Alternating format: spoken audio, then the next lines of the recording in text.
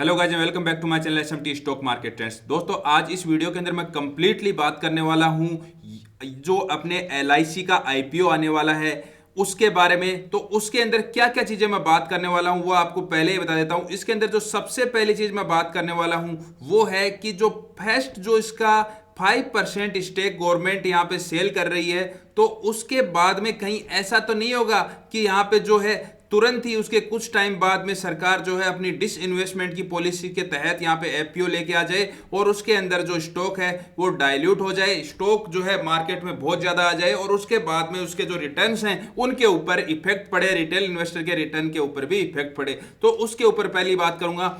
उसके बाद में हम इसकी टेंटेटिव डेट की बात करेंगे, कब तक ये आईपीओ जो है ये मार्केट के अंदर यहाँ पे जो है वो टेंटेटिव डेट की बात करेंगे, मैक्सिमम कब तक ये जो आईपीओ है वो मार्केट के अंदर आ सकता है।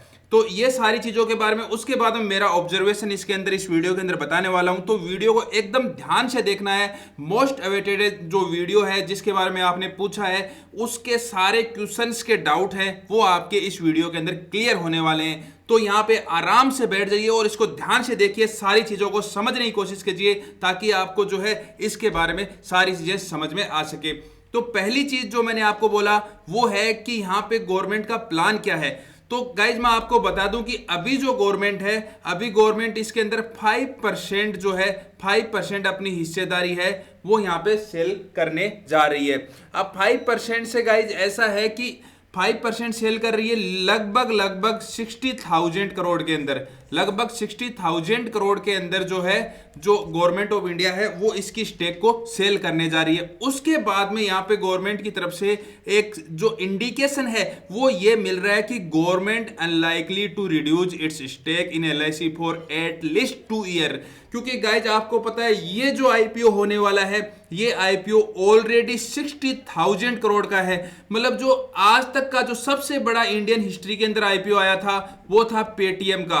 पेटीएम के आईपीओ से भी ये आप मान के चलो 3 टाइम्स, लगभग 3 टाइम्स बड़ा आईपीओ ये आ रहा है। और कितनी हिस्सेदारी के लिए? मात्र 5%, ओनली 5% हिस्सेदारी के लिए जो आईपीओ है वो यहाँ पे लॉन्च हो रहा है। तो आप देख सकते हो। तो उसके बाद में फिर भी उसके बाद में कंपनी के अंदर गवर्नमेंट ऑफ इंडिया की जो हिस्सेदारी है वो यहाँ पे 95% बची रहेगी। तो यहाँ पे इन्वेस्टर के दिमाग में एक जरूर एक डाउट आता है कि 95% हिस्सेदारी रहेगी। तो सेबी के रूल है कि आप 95% हिस्सेदारी अगर पब्लिक कंपनी हो, अगर आप ट्रेडेड कंपनी हो तो यहाँ पे नहीं रख सकते। आपको थोड़े टाइम के बाद में उसका एफपीओ या जिस भी मेथड से आपको इसको डाइल्यूट करना ही पड़ेगा। तो यहाँ पे गाइज आपके मैं बता दूं ये तो होना ही होना है, इसके अंदर जो स्टेक है वो तो रिड्यूस होना ही होना है। जैसे आईआरसीटीसी के हमने देखा और बाकी कंपनीज के अंदर हमने देखा। तो ये स्टेक है वो यहाँ पे एक एश्योरेंस मिला है कि 2 साल तक यहाँ पे रिड्यूस नहीं होने वाला। अगर 2 साल तक यहाँ पे रिड्यूस नहीं होता है तो आप मान के चलिए ट्रेडिंग तो होगी मात्र 5% में, 95% ऐसे मान सकते हो कि लॉक इन पीरियड की तरह बढ़े। तो इसलिए यहाँ पे मान के चलो कि गाइज यहाँ पे जो रिटर्न्स हैं वो बहुत ही शानदार यहाँ पे कंपनी के अंदर जो एलआईसी है उसके अंदर आपको मिलने के चांसेस यहाँ पे बढ़ रहे हैं। अब इसके अंदर थोड़ा सा डिटेल में अपन आगे देखते हैं, क्योंकि देखो गाइज जितना डाइल्यूशन होगा, आपने कभी ऐसे देखा होगा किसी कंपनी के अंदर जो पब्लिक की शेयर होल्डिंग है वो 90% पहुंच जाती है, 95% पहुंच जाती है। तो उन कंपनीज के अंदर आप देखोगे तो जो मूवमेंट है वो बहुत कम रहता है और वो जो कंपनीज है, कोई स्टॉक है वो इतना मूवमेंट नहीं दे सकता और ना ही इतना रिटर्न दे सकता जब तक कि उसके जो प्रमोटर्स हैं वो इतने स्ट्रॉन्ग नहीं हो। प्रोमोटर्स जब तक स्ट्रॉन्ग नहीं हो, जो हैंड्स हैं वो स्ट्रॉन्ग नहीं हो, वो जो बाकी स्टॉक्स हैं वो स्ट्रॉन्गली होल्ड नहीं किए हो और उसका बिजनेस जो है वो यहाँ पे स्ट्रॉन्ग ना हो। अब मैं आपको बता दूं कि एलआईसी का जो आईपीओ है तो एलआईसी ऑलरेडी प्रॉफिटेबल है और यहाँ पे इसके अंदर कोई भी इश्यू नहीं था फंड से रिलेटेड। लेकिन गवर्नमेंट ऑफ इंडिया की पॉलिसी ये है कि वो डिस इन्वेस्टमेंट की पॉलिसी पे चल रही है। डिस इन्वेस्टमेंट से वो अपना जो राजकोषीय घाटा है जो उनका जो घाटा चल रहा है अभी, जो लोन देने पड़ रहे हैं उनको वो यहाँ से फंड लेके, और जो इंटरेस्ट देना पड़ रहा है उसकी जगह गवर्नमेंट यहाँ से फंड लेके और उस लोन को जो है चुकाने का उसका धीरे धीरे धीरे प्लान है। तो यहाँ पे कंपनियों को प्राइवेटाइजेशन की तरफ यहाँ पे गवर्नमेंट है वो यहाँ पे जा रही है, वो इसकी जो गवर्नमेंट की है वो पॉलिसी है। तो यहां पे आप क्लियरली समझ सकते हो कि गवर्नमेंट की पॉलिसी है, प्रॉफिटेबल कंपनी है, इसके अंदर कोई इशू नहीं है। पॉलिसी है कि पैसा लो और उसको कहीं और यूटिलाइज करो और पब्लिक के लिए जो है शेयर होल्डिंग दे दो, तो पब्लिक यहां पे जो है अच्छा खासा इसके अंदर मुनाफा यहां पे कमा सके। उसके बाद में मैं आपको बता दूं कि जो बचा हुआ स्टेक है, बचा हुआ स्टेक इतना जल्दी यहाँ पे जो गवर्नमेंट ऑफ इंडिया है वो सेल नहीं करने वाली है। उन्होंने क्लियरली बोल दिया है कंपनी को, LIC को कोई इतना जल्दी फंड की और पैसे की कोई जरूरत नहीं है इतना जल्दी। उनको बस जो है आराम से जो है मोस्ट प्रॉफिटेबल कंपनीज के अंदर यहाँ पे ये जो है कंपनी वो आपको आती हुई दिखेगी।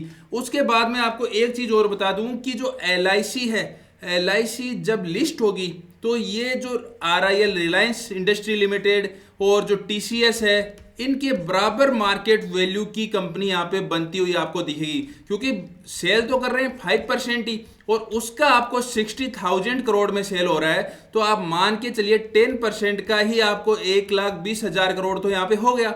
उसके बाद में आप 12 लाख करोड़ की कंपनी तो ऐसे ही होगी। उसके बाद में कितना लिस्टिंग गेन मिलता है, अगर 20% 30% लिस्टिंग गेन मिलता है तो उतना मार्केट कैप उसका आप बढ़ा दीजिए, तो आप मान के चलिए कि रिलायंस और TCS के बराबर मार्केट कैप की ये जो कंपनी है ये यहाँ पे बनने वाली है। एक ऐसी कंपनी NSE BSE में आपको दिखेगी जो टॉप मार्केट कैप की होगी, टॉप मार्केट कैप का वेटेज रखते हैं रिलायंस TCS, उनके बराबर की कंपनी यहाँ पे आपको आती हुई ये मार्केट के अंदर दिखेगी। तो गाइज ये है इसके अंदर थोड़ा सा ट्रिकी चीज जो आपको देखने वाली थी कि डायल्यूशन जो होता है, अभी 5% का डायल्यूशन कर रही है गवर्नमेंट, धीरे धीरे जब डायल्यूशन जब और स्ट्रॉन्ग हो जाएगी, इसके शेयर होल्डिंग है वो स्ट्रॉन्ग हो जाएंगे, स्ट्रॉन्ग हैंड में चले जाए, तो धीरे धीरे फिर डायल्यूशन करेगी सरकार, ताकि शेयर होल्डर्स हैं उनका लॉस ना हो और उनको जो है अच्छे रिटर्न यहाँ पे मिल सके।